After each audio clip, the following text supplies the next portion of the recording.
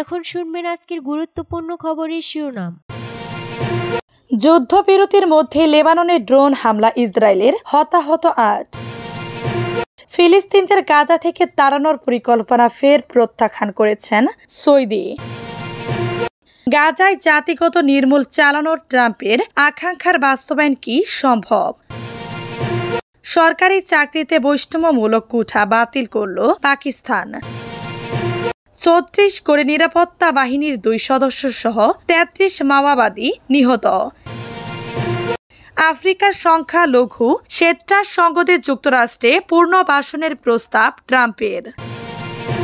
যুদ্ধবিরতির মধ্যে লেবাননের পূর্ব অঞ্চলে ড্রোন হামলা চালিয়েছে ইসরায়েল। এতে অন্তত ৮ জন হতাহত হয়েছেন, এদের মধ্যে ৬ জন নিহত ও ২ জন আহত হয়েছেন। স্থানীয় সময় শনিবার লেবাননের পূর্ব অঞ্চলের ধেক্কা অঞ্চলের জেন্নাতা শহরের কাছে সারা এলাকা লক্ষ্য করে ইসরায়েলি ড্রোন হামলার ঘটনা ঘটে। ইসরায়েলি প্রতিরক্ষা বাহিনী IDF এক বিবৃতিতে জানায়, হিজবুল্লাহর কৌশলগত অস্ত্রের উৎপাদন ও সংরক্ষণাগারকে লক্ষ্য করে হামলা চালানো হয়। IDF এর দাবি, ওই লক্ষ্য বস্তুতে যে ধরনের কর্মকাণ্ড চলছিল তা ইসরায়েল আর লেবাননের মধ্যকার সমঝোতার স্পষ্ট লঙ্ঘন। দুই পক্ষের মধ্যে গত ২৭ নভেম্বর যুদ্ধবিরতি চুক্তি সই হয়। এই চুক্তির মাধ্যমে ইসরায়েল ও লেবাননের হিজবুল্লাহর মধ্যে সংঘাত বন্ধ হয়। চুক্তি কার্যকরের পরও বিভিন্ন সময় লেবাননে হামলা চালিয়েছে ইসরায়েল বাহিনী। ইসরায়েল বারবার দাবি করে এসেছে তারা লেবাননে হিজবুল্লাহর স্থাপনায় হামলা চালাচ্ছে। যুদ্ধবিরতি চুক্তির শর্ত মেনে হিজবুল্লাহ নিয়ন্ত্রিত লেবাননের দক্ষিণ অঞ্চলে জাতিসংঘের শান্তি রক্ষীর পাশাপাশি দেশটির সেনাবাহিনী মোতায়েন করা হয়েছে। এমন পরিস্থিতিতে লেবাননের পূর্ব অঞ্চলের ভেক্কা উপত্যকায় বেশ কয়েকটি হামলা চালিয়েছে ইসরায়েল। দেশটির ওই এলাকায় হিজবুল্লাহর শক্তিশালী ঘাঁটি রয়েছে। গত ৩১ জানুয়ারি লেবানন সিরিয়া সীমান্তে ইসরায়েলি হামলায় অন্তত ২ জন নিহত হওয়ার খবর পাওয়া যায়। ফিলিস্তিনদের ভাই ডেকে যা বলল সৌদি। রবিবার সৌদি আরব ফিলিস্তিনি জনগণকে তাদের ভূমি থেকে উচ্ছেদ করার বিষয়টি আবারও প্রত্যাখ্যান করেছে। বিশেষ করে ইসরায়েলি প্রধানমন্ত্রী বেনিয়ামিন নেতানিয়াহুর দেওয়া বিবৃতিগুলির স্পষ্টভাবে প্রত্যাখ্যান করার বিষয়টি পুনর্ব্যক্ত করেছে রিয়াদ। সৌদি আরবের পররাষ্ট্র মন্ত্রণালয় এক বিবৃতিতে বলেছে, তারা ইসরায়েলি দখলদারদের দ্বারা সংঘটিত ক্রমাগত অপরাধ, যার মধ্যে জাতিগত নির্মূলের ঘটনা অন্তর্ভুক্ত, তা থেকে মনোযোগ সরিয়ে নেওয়া লক্ষ্যে দেয়া এমন বিবৃতি প্রত্যাখ্যান করেছে। মন্ত্রণালয় একইভাবে ইসরায়েলি নেতার মন্তব্যের বিষয়ে নিন্দা জানিয়ে এ কাজে সমর্থন দিতে অস্বীকৃতি জানিয়েছে। রিয়াদ সম্পূর্ণভাবে এই প্রস্তাব প্রত্যাখ্যান করেছে।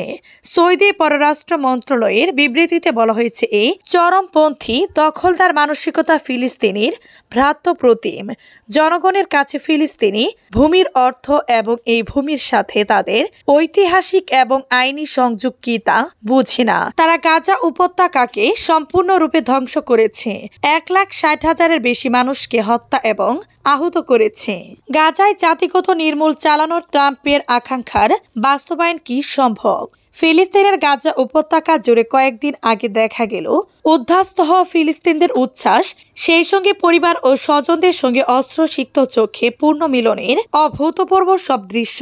গাজায় টানা ১৫ মাস ইসরায়েলের তাণ্ডব চলার পর হামাসের সঙ্গে হওয়া যুদ্ধবিরতির সুফল হিসেবে উপত্যকার দক্ষিণ থেকে উত্তরে নিজেদের বিধ্বস্ত বাড়ি ঘরে ফিরতে পেরেছেন তারা। ফিলিস্তিনদের ইতিহাসে বাস্তুচ্যুত হয়ে আবার নিজ বাড়ি ঘরে তাদের ফিরতে পারার এমন বিরল ঘটনাকে অভিনন্দিত করেছেন অধিকার কর্মীরা।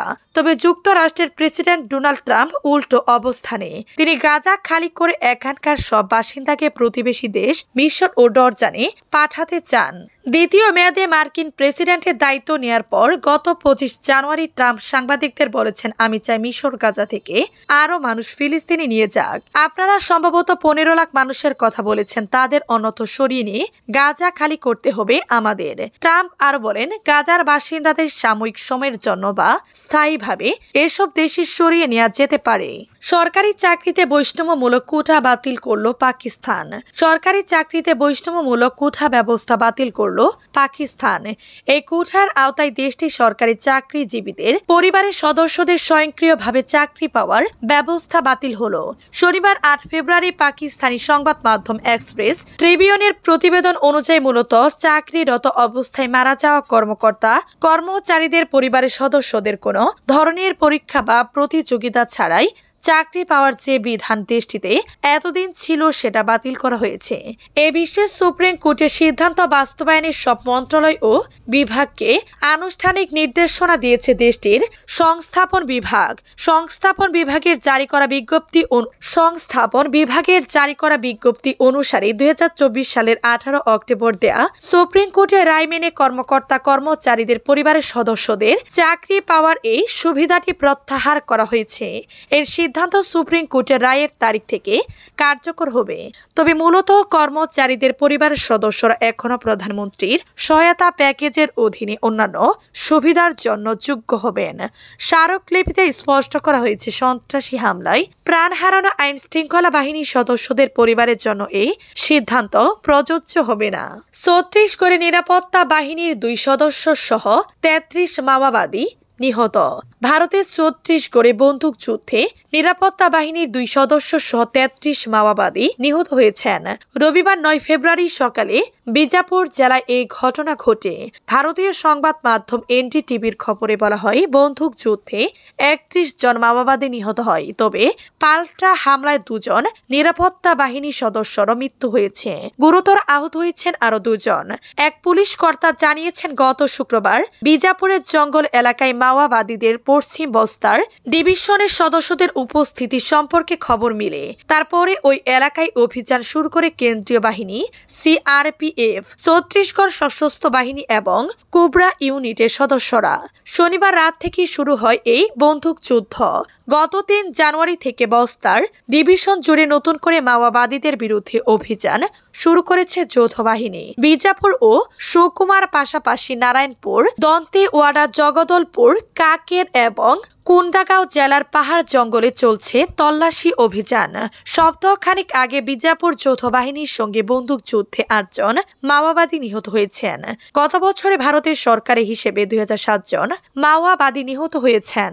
আফ্রিকার সংখ্যালঘু ক্ষেত্র সংকেতের যুক্তরাষ্ট্র পুনর্বাসনের প্রস্তাব ট্রাম্পের।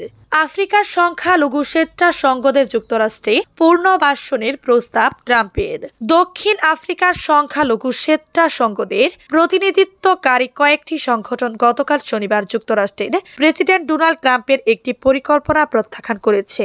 পরিকল্পনায় দেশটি নির্যাতিত শ্বেতাঙ্গ নাগরিকদের যুক্তরাষ্ট্র শরণার্থীর মর্যাদা দেয়া ও পুনর্বাসনের প্রস্তাব দেওয়া হয়েছে।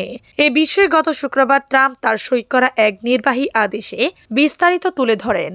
নির্বাহী আদেশে দক্ষিণ আফ্রিকার সরকারের বিরুদ্ধে সে দেশের কিছু শ্বেতাঙ্গ নাগরিকদের অধিকার লঙ্ঘনের অভিযোগ তোলা হয়েছে।